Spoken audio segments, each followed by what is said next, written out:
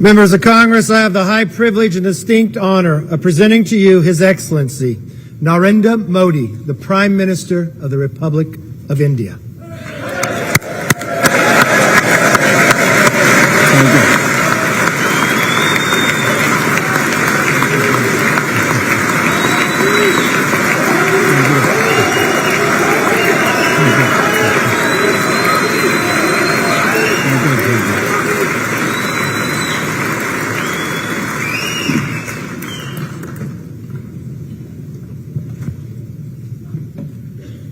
Mr. Speaker, Madam Vice President, distinguished members of the U.S. Congress, ladies and gentlemen, Namaskar.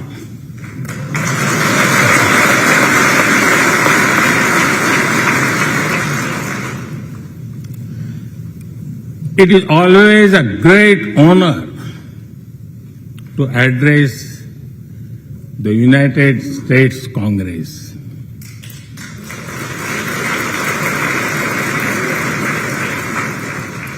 It is an exceptional privilege to do so twice.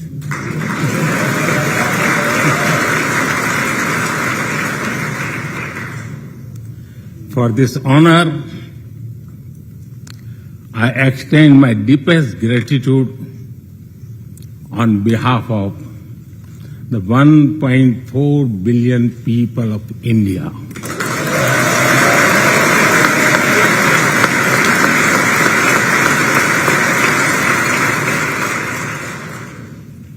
I see that nearly half of you were here in 2016. I feel your warmth as old friends. I can also see the enthusiasm of a new friends in the other half.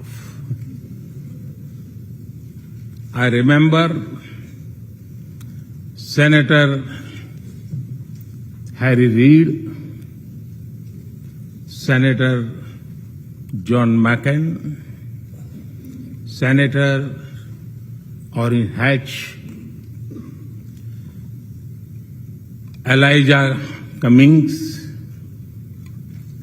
Elsie Hastings, and others who I met here in 2016 and who are sadly no longer with us. Mr. Speaker, standing here 7 Junes ago, that is the June when Hamilton swept all the awards, I said that the hesitations of history were behind us. Now, when our era is at a crossroads, I am here to speak about our calling for this century.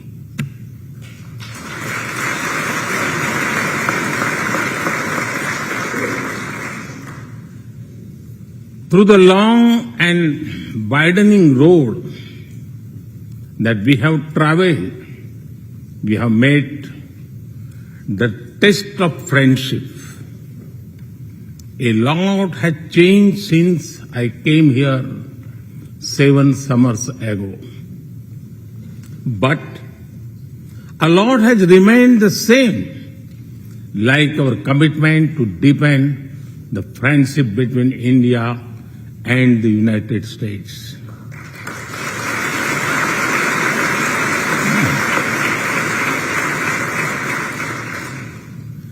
In the past few years, there have been many advances in AI, artificial intelligence. At the same time, there have been even more momentous development in another AI, America and India.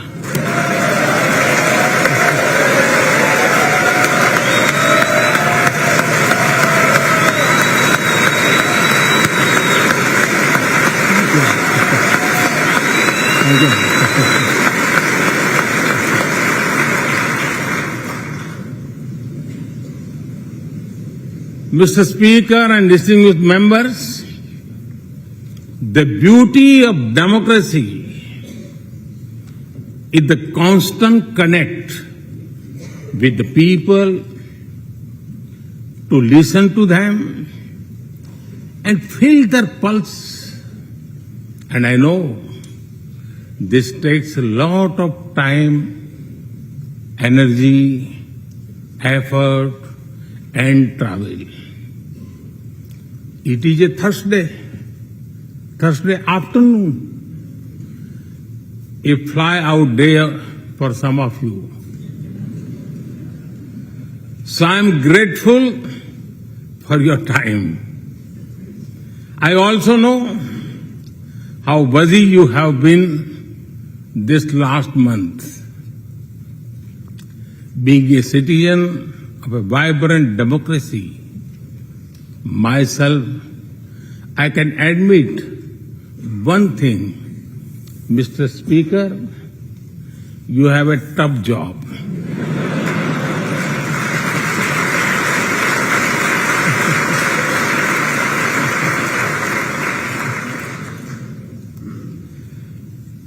I can relate to the battles of patience, persuasion, and policy. I can understand the debate of ideas and ideology. But I am delighted to see you come together today to celebrate the bond between world's two great democracies, India and the United States. Thank you.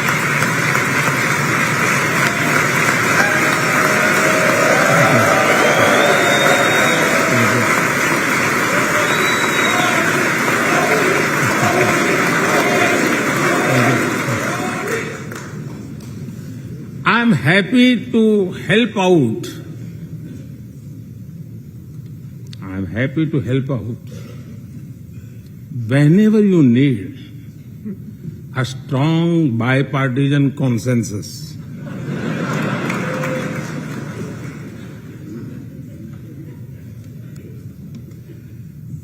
There will be and there must be a contest of ideas at home. But we must also come together as one when we speak for our nation.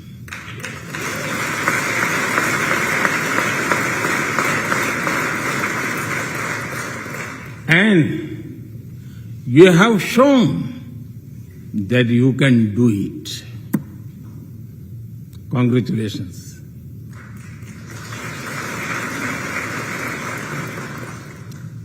Mr. Speaker,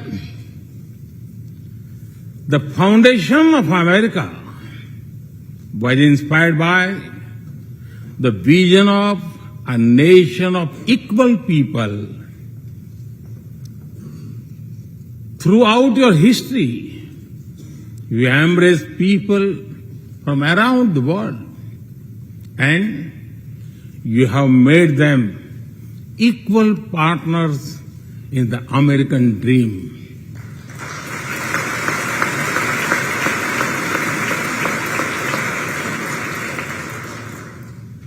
There are millions here who have roots in India. Some of them sit proudly in this chamber.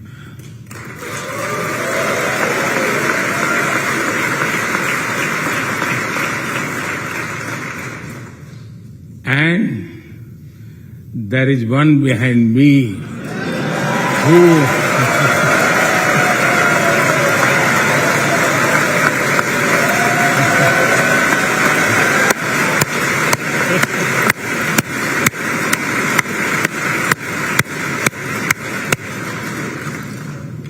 who has made history. I am told that the Samosa caucus is now the flavor of the house. I hope it grows and brings the full diversity of Indian cuisine here.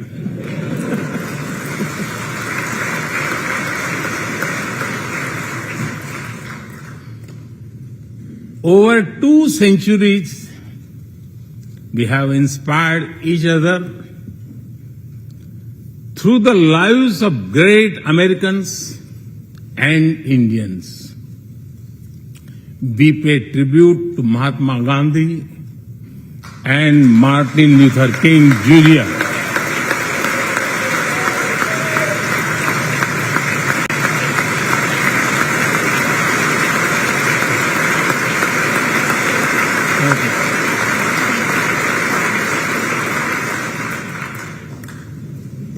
We also remember many others who work for liberty, equality, and justice.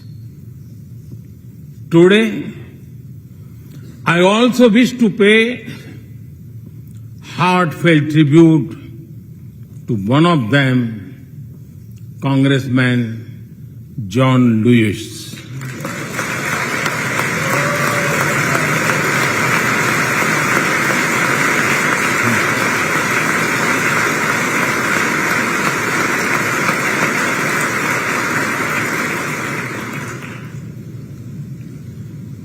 Mr. Speaker, democracy is one of our sacred and shared values. It has evolved over a long time and taken various forms of systems. Throughout history, however, one thing has been clear. Democracy is the spirit that supports equality and dignity.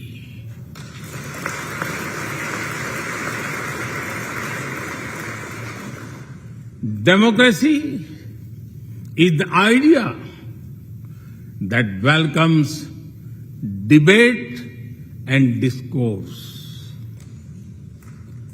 Democracy is the culture that gives wings to thought and expression. India is blessed to have such values from times immemorial. In the evolution of the democratic spirit, India is the mother of democracy.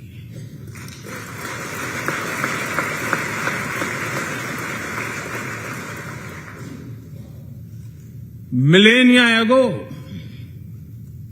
our oldest scripture said, Ekam Sat Vipra Bahudha Vadanti.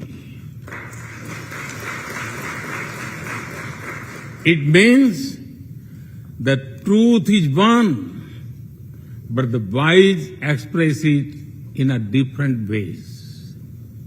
Now, the US is the oldest and India the largest democracy. Our partnership augurs well for the future of democracy.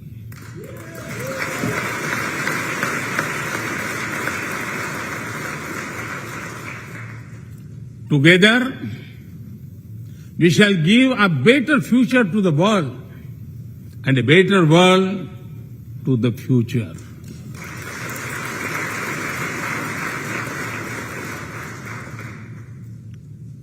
Mr. Speaker, last year, India celebrated 75 years of its independence.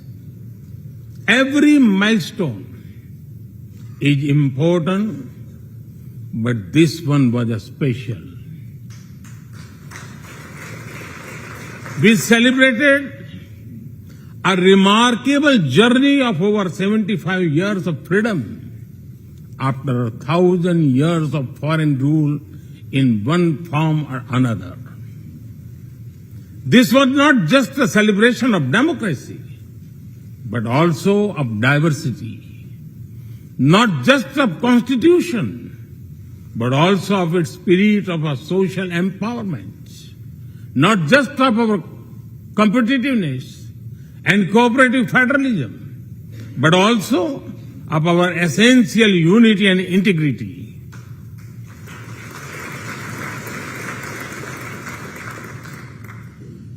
We have over 2,500 political parties.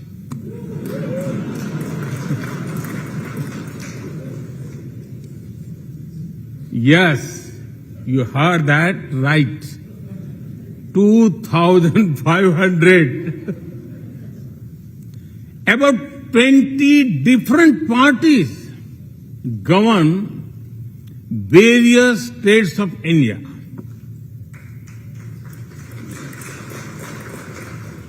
We have 22 official languages and thousands of dialects, and yet we speak in one voice.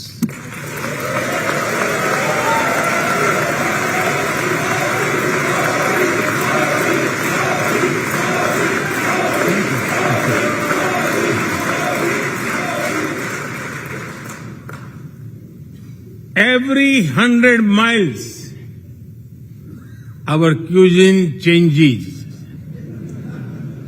From dosa to aloo paratha, and from Srikhand to Sandesh. We enjoy all of this. We are home to all faiths in the world, and we celebrate all of them.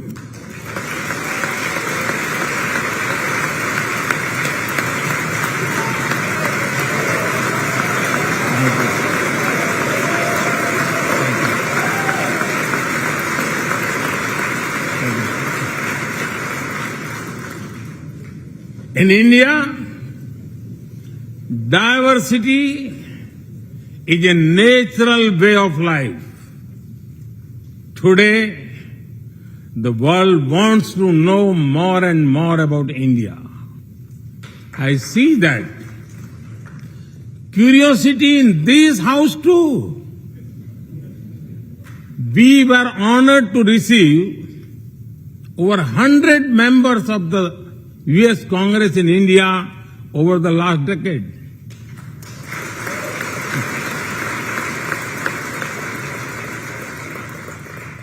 Everyone wants to understand India's development, democracy, and diversity. Everyone wants to know what India is doing right and how. Among close friends, I am happy to share the same.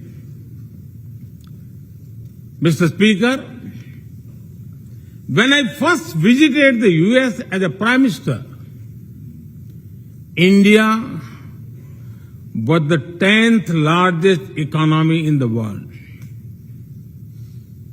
10th. Today, India is the 5th largest economy.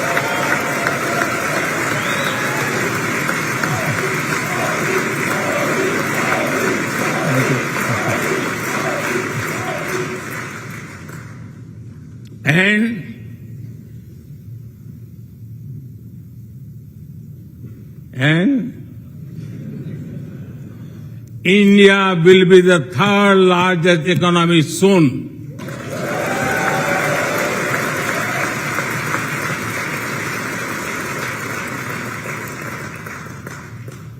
We are not only growing bigger, but we are also growing faster. When India grows, the whole world grows.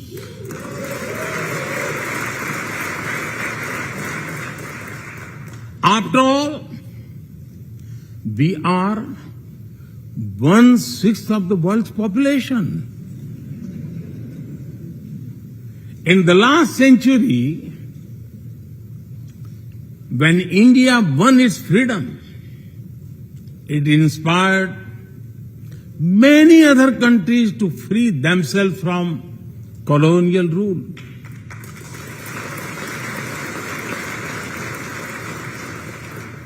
In this century, when India sets benchmark in growth, it will inspire many other countries to do the same.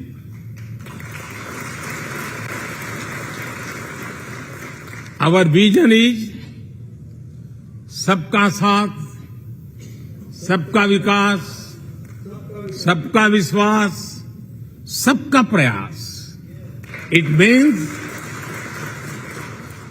together for everyone's growth, with everyone's trust and everyone's efforts.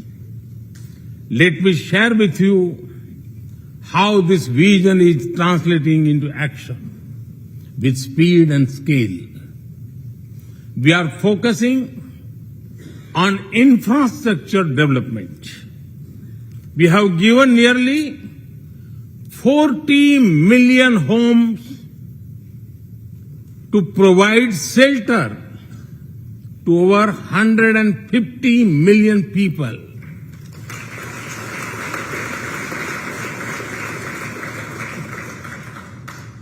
That is nearly 6 times the population of Australia.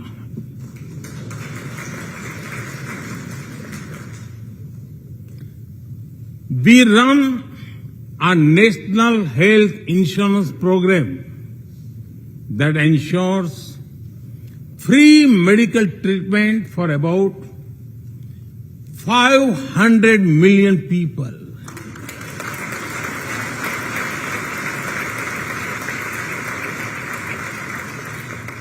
$500 million people, that is greater than the population of South America. We took banking to the unbanked with the world's largest financial inclusion drive. Nearly 500 million people benefited. This is close to the population of North America. We have worked on building digital India. Today, there are more than 850 million smartphones and internet users in the country.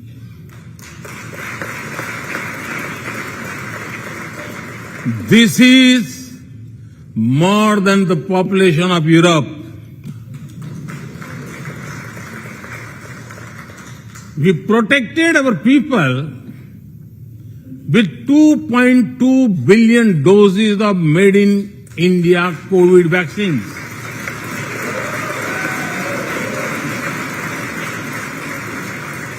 And that too free cost.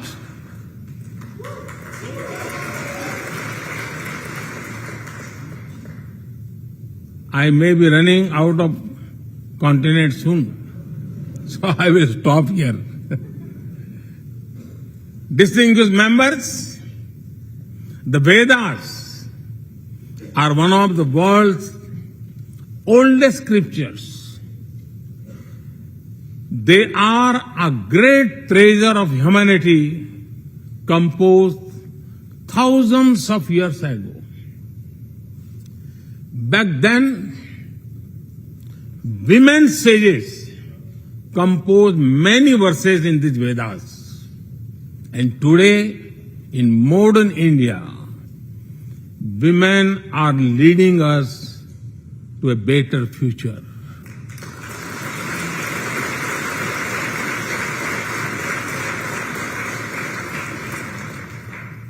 India's vision is not just of development which benefits women. It is of women-led development where women lead the journey of progress.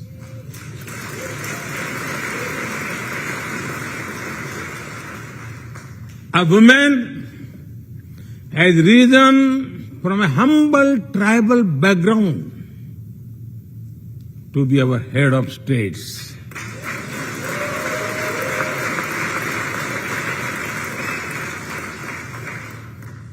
Nearly 1.5 million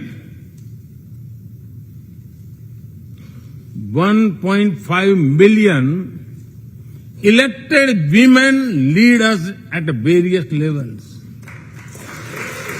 And that is of local governments. Today, women serve our country in the Army, Navy, and Air Force. India also has the highest percentage of women airline pilots in the world.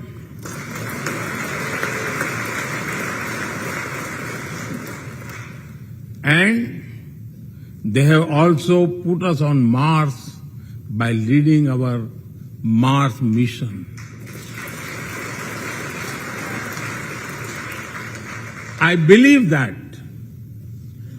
investigating in a girl child lifts up the entire family. Empowering women transforms the nation.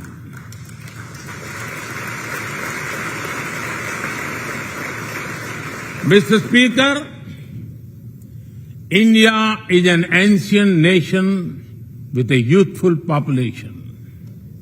India is known for its traditions, but the younger generation is also making a hub of technology, be it creative reels on Insta or real-time payments. Coding or quantum computing, machine learning or mobile apps, fintech or data science, the youth of India are a great example of how a society can embrace latest technology. In India, technology is not about innovation, but also about inclusion. Today, digital performance are empowering the rights and dignity of people while protecting privacy. In the last 9 years, over 1 billion people got a unique digital biometric identity connected with their bank accounts and mobile phones.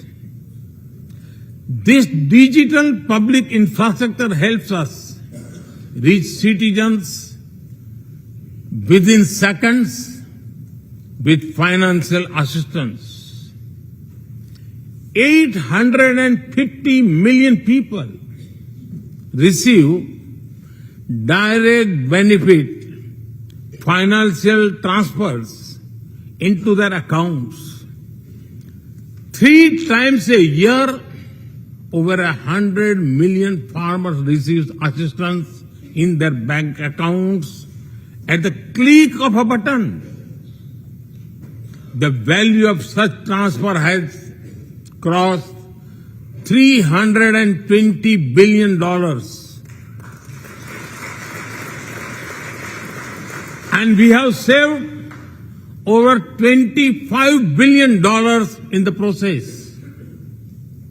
If you visit India, you will see everyone is using phones for payments, including street vendors. Last year, out of every 100 real-time digital payments in the world, 46 happened in India.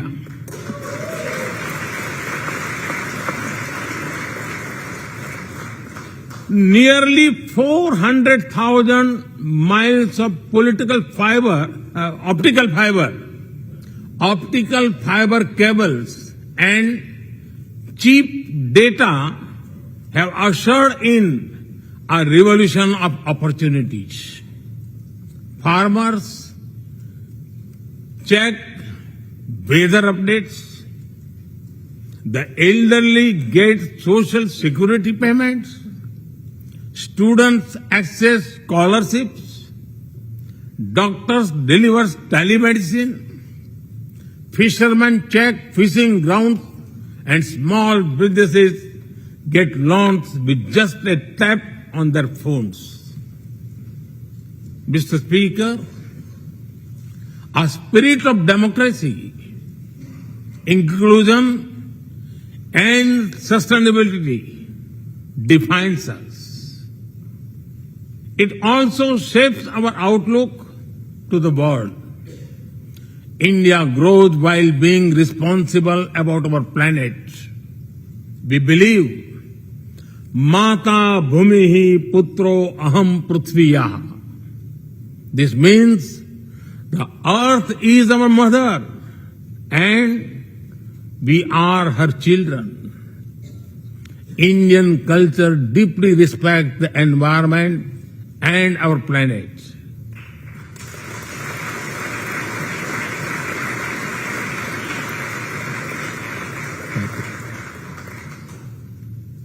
While becoming the fastest growing economy, we grew our solar capacity by 2,300%. Yes, you have heard right. 2,300%. We became the only G20 country to meet its Paris commitment.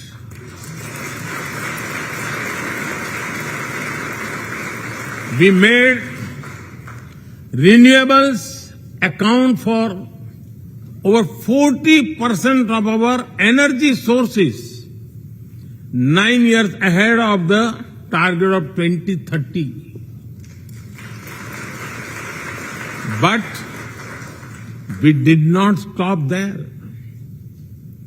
At the Glasgow summit, I proposed Mission Life, lifestyle for environment.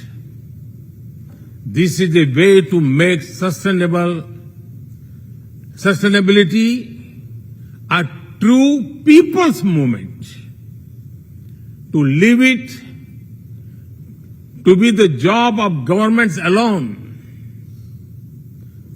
By being mindful in making choices, every individual can make a positive impact.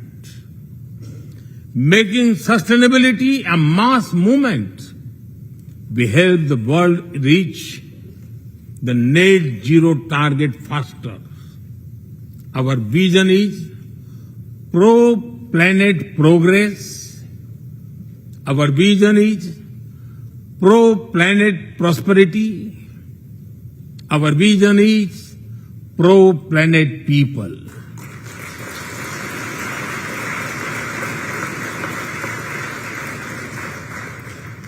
Mr. Speaker, we live by the motto of Vasudhaiv Kutumbakam, or the world is one family.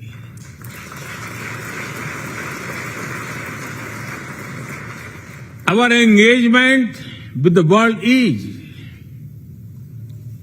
for everyone's benefit. The one sun, one world, one grid seek to join us. All is connecting the world with clean energy.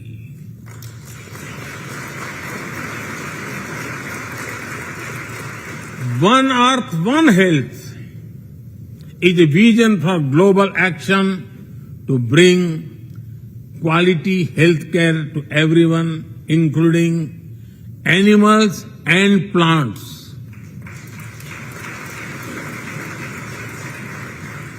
The same spirit is also seen in the theme when we chair the G20, One Earth, One Family, One Future. We advance the spirit of unity through yoga as well. Just yesterday, the whole world came together to celebrate the International Day of Yoga.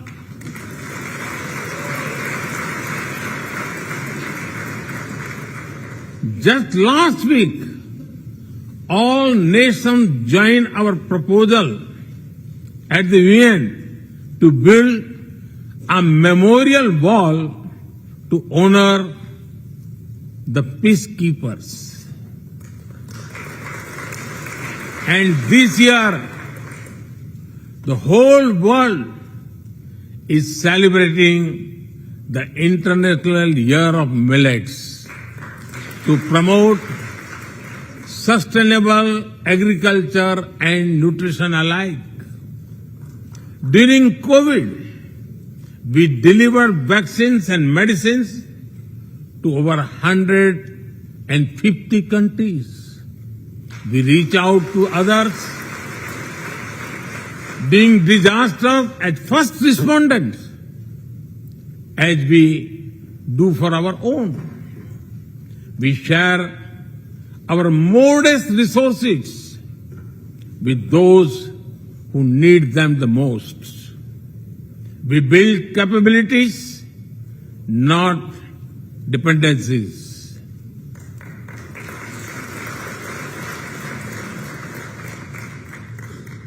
Mr. Speaker, when I speak about India's approach to the world, the United States occupy a special place. I know. Our relations are of great importance to all of you. Every member of this Congress has a deep interest in it.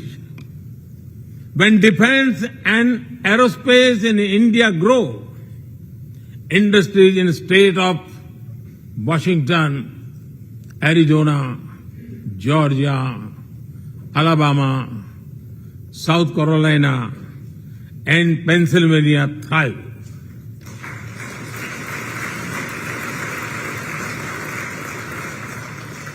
When American companies grow, the research and development centers in India thrive. When Indians fly more, a single order for aircrafts creates more than 1 million jobs in 44 states in America.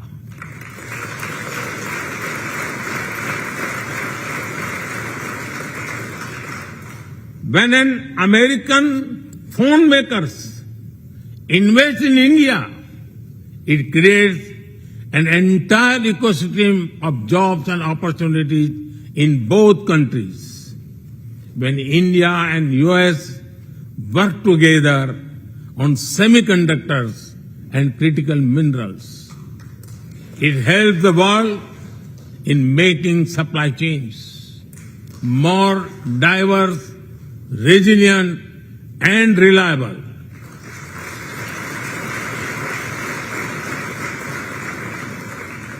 Indeed, Mr. Speaker, we were strangers in defense cooperation at the turn of century.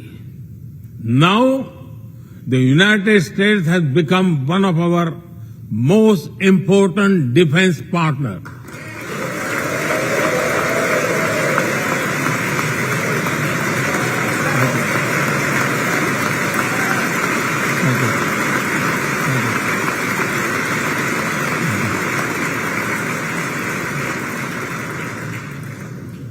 Today, India and the US are working together in space and in the seas, in science and in semiconductors, in startups and sustainability, in tech and in trade, in farming and finance, in art and artificial intelligence, in energy and education, in healthcare and humanitarian efforts.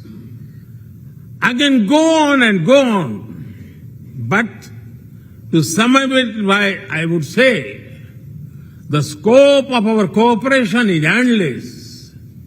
The potential of our synergies is limitless.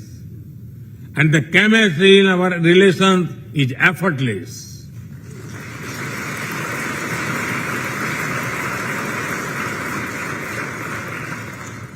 In all this, Indian Americans have played a big role.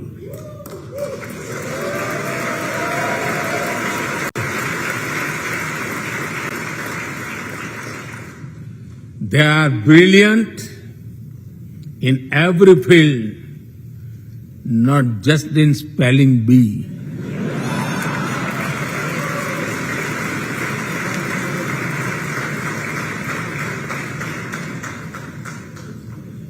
With their hearts and minds, talent and skills, and a love for America and India, they have connected us. They have unlocked doors. They have shown the potential of our partnership.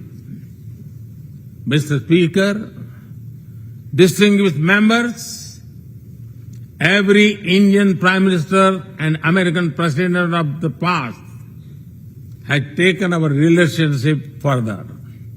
But our generation has to honor of taking it a greater heights.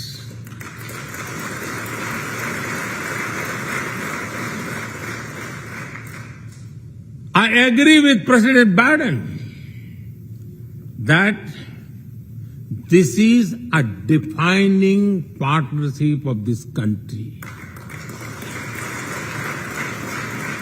Because it serves a larger purpose.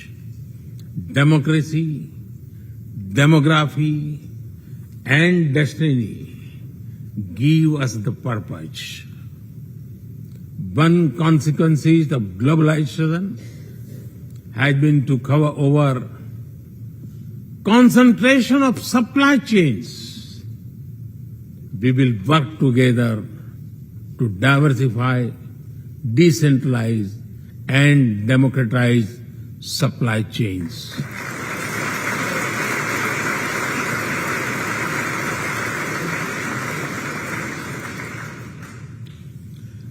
Technology will determine the security, prosperity, and leadership in the 21st century. That is why our two countries established a new initiative for critical and emerging technologies. Our knowledge partnership will serve humanity and seek solutions to the global challenges of climate change, hunger, and health. Mr. Speaker and distinguished members, the last few years have seen deeply disruptive developments. With the Ukraine conflict, war has returned to Europe. It is causing great pain in the region. Since it involves major powers, the outcomes are severe. Countries of the global south have been particularly affected. The global order is based on the respect for the principle of the UN Charter, peaceful resolution of disputes, and respect for sovereignty and territorial integrity.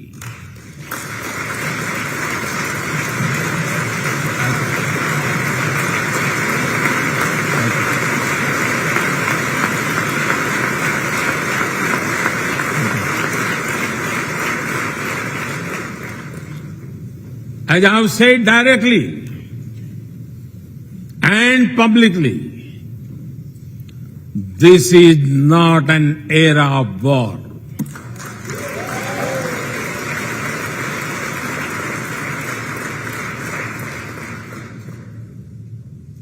But it is one of dialogue and diplomacy. And we all must do what we can to stop the bloodshed and human suffering.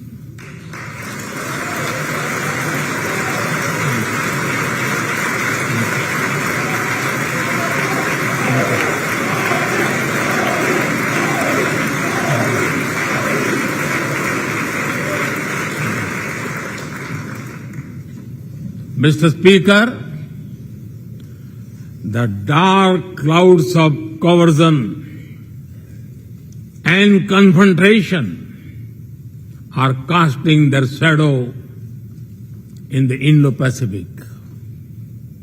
The stability of the region has become one of the central concerns of our partnership. We share a vision of a free, open, and inclusive Indo-Pacific.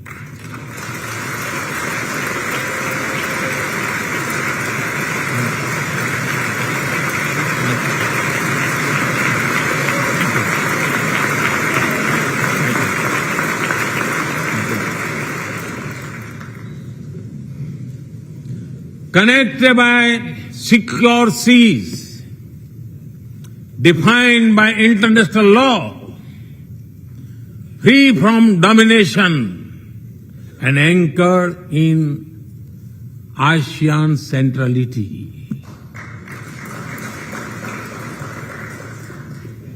A region where all nations, small and large, are free and fearless in their choices, where progress is not suffocated by an impossible burdens of debt.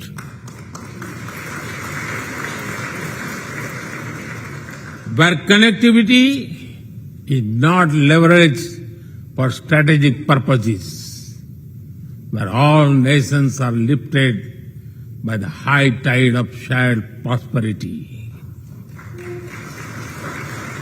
Our vision does not seek to contain or exclude, but to build a cooperative region of peace and prosperity. We work through regional institutions and with our partners from within the region and beyond. Of this, Quad had emerged as a major force of good for the region.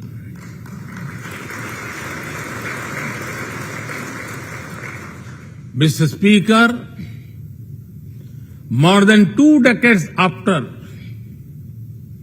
9/11 and more than a decade after 26/11 in Mumbai, radicalism and terrorism still remain a pressing danger for the whole world.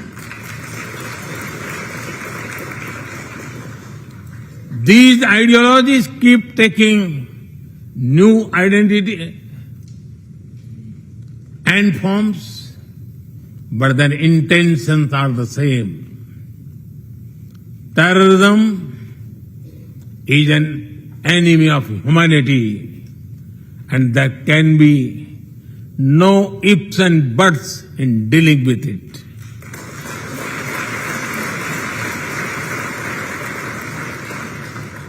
We must overcome all such forces sponsoring and exporting terror.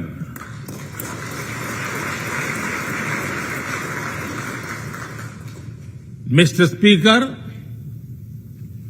COVID-19's biggest impact was the human loss and suffering it caused.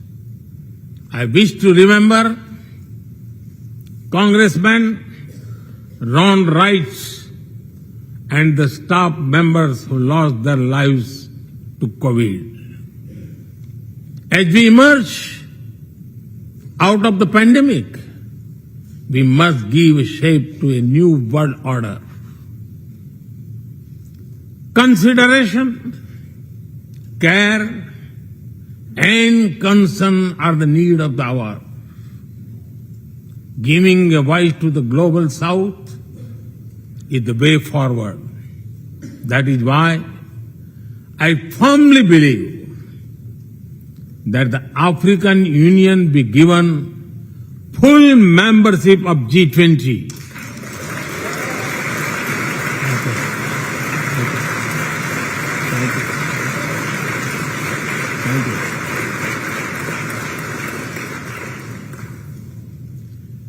We must revive multilateralism and reform multilateral institutions with better resources and representation that applies to all our global institutions of governance, especially the United Nations. When the world has changed, our institutions too must change, or risk getting replaced by a world of rivalries without rules. In working for a new world order based on international law, our two countries will be at the forefront as partners.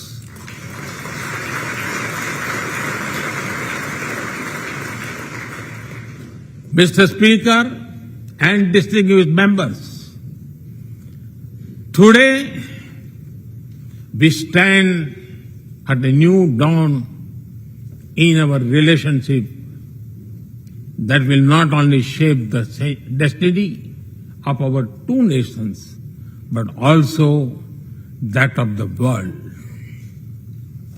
As the young American poet Amanda Gorman has expressed, when day comes, we step out of the shade. Aflame and unafraid, the new dawn blooms as we free it. For there is always light if only we are brave enough to see it.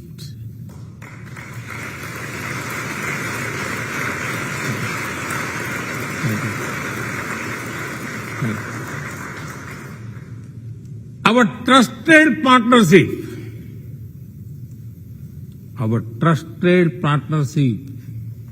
is like the sun in this new dawn that will spread light all around.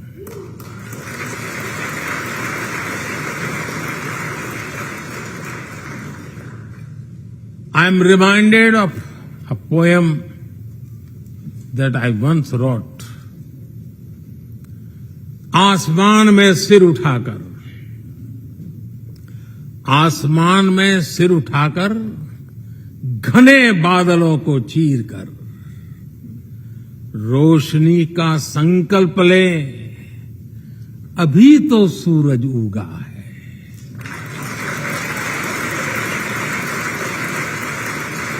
अभी तो सूरज उगा है। दृढ़ निश्चय के साथ चलकर हर मुश्किल को पार कर घोर अंधेरे को मिटाने अभी तो सूरज उगा है।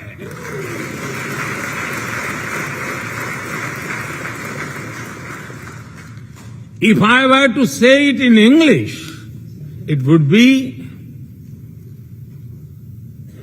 rising its head in the skies, piercing through the dense clouds with the promise of light. The sun has just risen, armed with a deep resolve, overcoming all the odds to dispel the forces of darkness. The sun has just risen.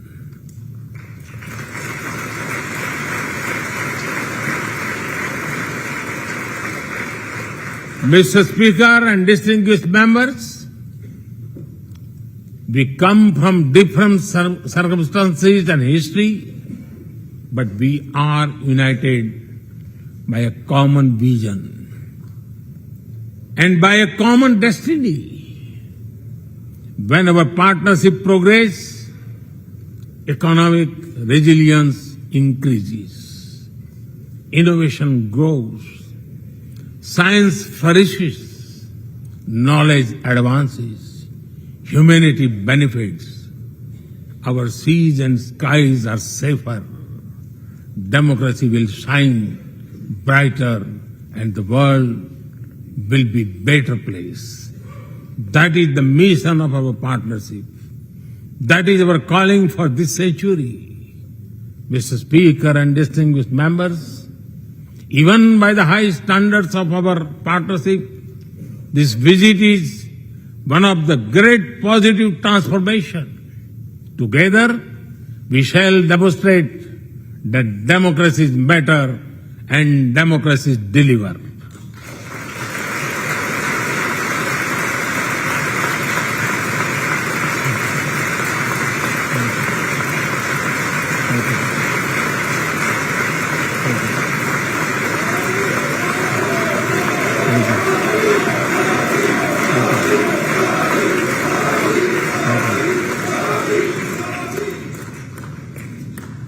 I count on your continued support to the India-US partnership.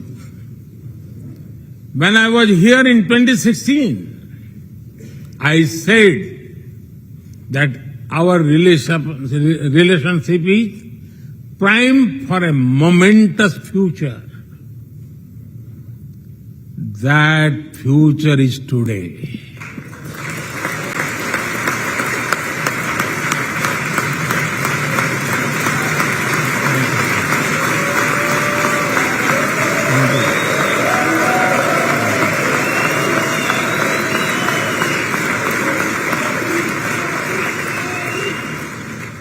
Thank you once again, Mr. Speaker, Madam Vice President, and the distinguished members of this honor. God bless America. Jai Hind. Long live India-US friendship. Thank you.